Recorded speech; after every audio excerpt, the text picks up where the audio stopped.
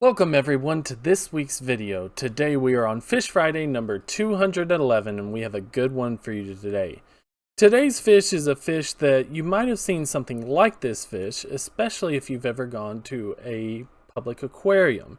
It's possibly one of the most, group of popular fish in public aquarium in the world, and rightfully so. It's a very, very neat fish, and I hope you enjoy it. Today's fish that we're going to be talking about is the white-spotted bamboo shark. Now, the white-spotted bamboo shark, or scientific name Chilocilium plagiosum. Again, that's Chilocilium plagiosum. It is part of the family Hemocilidae, which is the family of long-tail carpet sharks. However, you might know them better as bamboo sharks. Yes, bamboo sharks are actually a family, and there's a lot more species than people think. If you've ever gone to a public aquarium, bamboo sharks are very often one of the features in an aquarium. However, I believe there's like 9 or 10 species.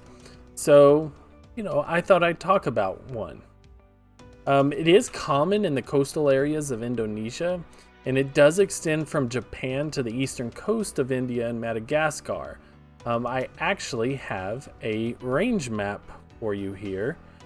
So you can see right here, very close to Japan. I believe it actually does go along the coastline of Japan, all along the western or the eastern seaboard of the Pacific Ocean around the Indonesian, and then all along the Indian coastline. Now, there's an argument to be made, and rightfully so, that the white-spotted bamboo shark around Madagascar might actually be a different species. I don't know, and I don't do any genealogical research on bamboo sharks, nor do I think many people do. So I don't know if this is a unique species, or if it's actually the same species and is pretty well established. They're just far away from each other. It's not actually that far when you kind of think about things, but if these species are primarily found around coastlines, that would mean that they would have had to migrate all over here. So either this is a different species, or bamboo sharks are actually fairly prevalent along the African coast and the Arabian Peninsula coast. But that's an issue for another day and for another scientist. Now, bamboo sharks are very neat, and the white-spotted bamboo shark is no exception. They are primarily found along inshore subtropical and tropical reef-associated waters. These are not a pelagic shark. In fact, they're a benthic shark. They are going to be primarily found on the bottom of the ocean. By the way, these are just absolutely beautiful pictures. We've had Andy Murch pictures on the channel before, and it's simply because there's not many people out there that take better pictures than him, especially of sharks and rays. So I highly encourage you, go check out the Sharks and Rays website. There is a ton of beautiful pictures, and even better, there is a ton of information out there that they put out themselves. But let's talk about the white-spotted bamboo shark. Now, the white-spotted bamboo shark is a smaller shark. It can grow up to about 93 centimeters, which is around 37 inches long, but they average about 60 to 80 centimeters, which is around that 24 to 32 inches long. So this is not an enormous shark. It's not even really that large of a bamboo shark, but bamboo sharks in general are kind of on the smaller side. Now, the white-spotted bamboo shark is a little more slender than the bamboo sharks you might be associated with or more familiar with, but they still have that cylindrical body with pretty stout body, actually, with this very rounded snout, very thick muscular pectoral fins, and they actually use these fins. They'll use those fins to actually prop themselves up or crawl along the substrate, and that's actually how a lot of times you'll find this shark in the wild, is they'll be propped up. And actually, I shouldn't even say in the wild, because they will do that in aquariums as well. They do have this lighter colored body. Even here you can see this light colored body, but they have these, bamboo sharks have these very distinct brown bands going down the side. But what's neat about the white spotted shark is that obviously they have these white spots. And it's pretty neat because apparently that's a very distinct coloration. So next time you go to a public aquarium, look and see if the bamboo sharks in there have these white spots throughout their body. If they do, it might be a white spotted bamboo shark. So just keep that in mind when you do this. I should also mention something about bamboo sharks. Their tails are longer than the head and body combined. It is absurd, and it is a very muscular tail. Now, I did say that they have a, unique coloration, and a lot of people might have, when they go to aquariums and they see bamboo shark, they just think bamboo shark. But in my experience, a lot of the bamboo sharks in aquariums are actually of a different species, the brown banded bamboo shark, which is much more common and a little bit larger as well. Much larger. Not much larger, but definitely larger. Definitely a lot thicker, by the way. Now, like most bamboo sharks, the white-spotted shark is... Oh, I should mention really quick, they do have these barbels. Remember, barbels are sensory organs from fish that they use to detect chemical receptors. So, they have them at each nostril. It's really neat. And a lot of sharks actually have this, especially bottom-dwelling. They do have these lateral ridges. They're almost, they're a dermal ridge, but it gives them almost like a interesting feel. If you ever touch one of the ridges, it's almost hard, and that's basically, think of it as almost like a very long horn directly under the skin. Just a really neat thing. But as I was saying, they are a nocturnal shark, and they primarily feed on small fish and invertebrates.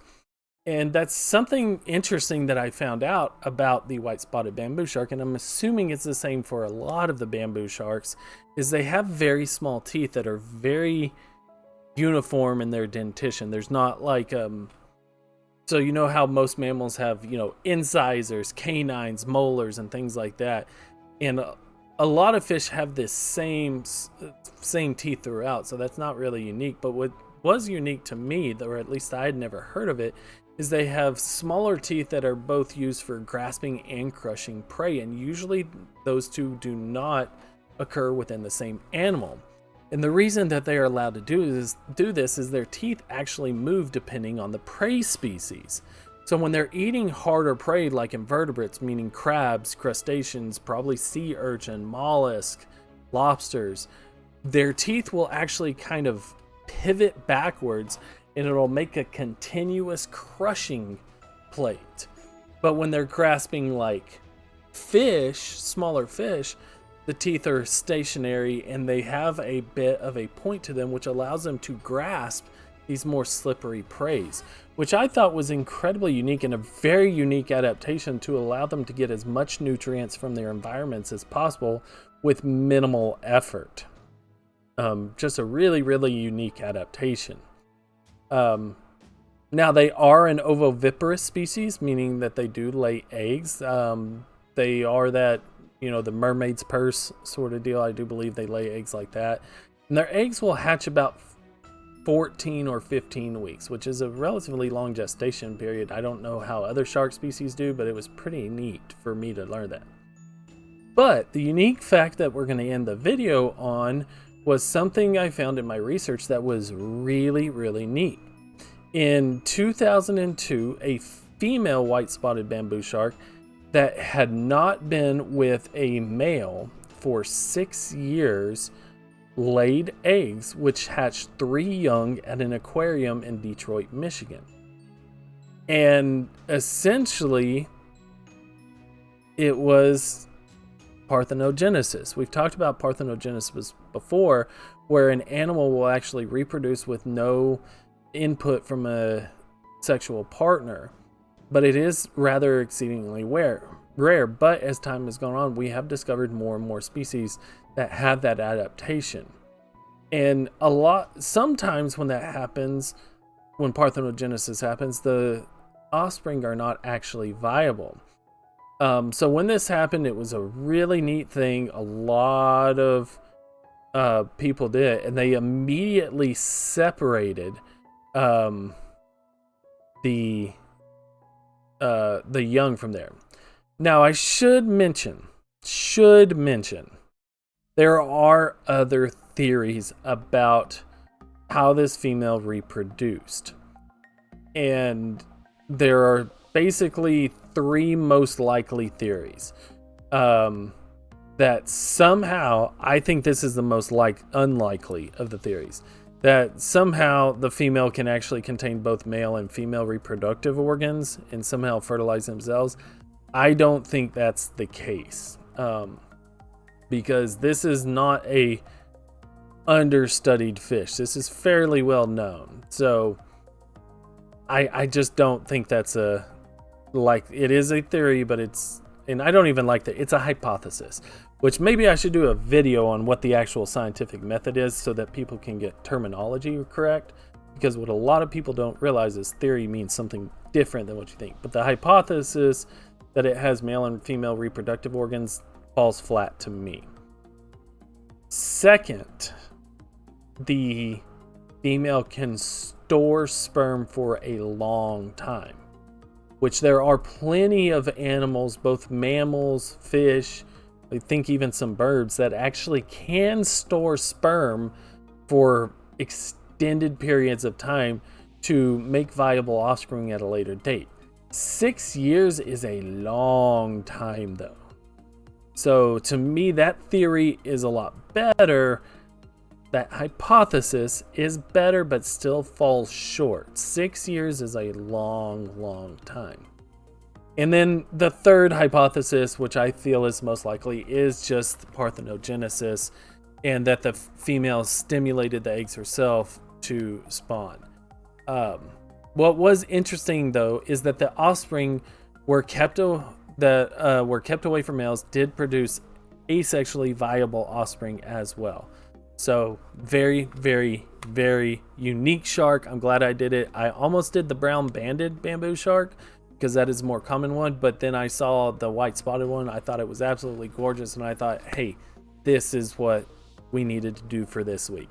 But thank you guys so much again. I really appreciate it. Hope to see you again. Hey, the comments have been a blessing. We're still keeping the channel going, even with the new job. I'm sorry, I probably look a little ragged today. This week really kicked my butt, but I'm here and I'm going to get you your video. So thank you guys so much again. Please leave a like, comment, and subscribe. If you'd like to support the channel, please click the link down below. It is by no means expected, but very much appreciated. Regardless, take care of yourselves, take care of your loved ones, and peace.